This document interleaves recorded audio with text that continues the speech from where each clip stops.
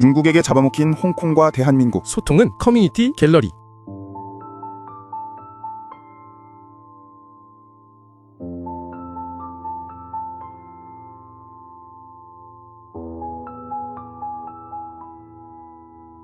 我女朋友 Tracy， 我依家好多未知之數，但係我個心好亂，我真係好驚出事。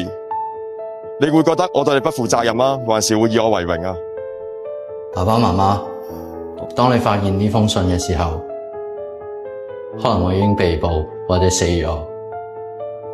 我一直嘗試努力做到你哋口中所講嘅有用嘅人，讀書、工作。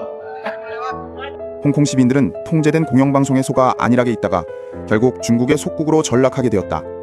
우리나라도 90%는 공산화되었다.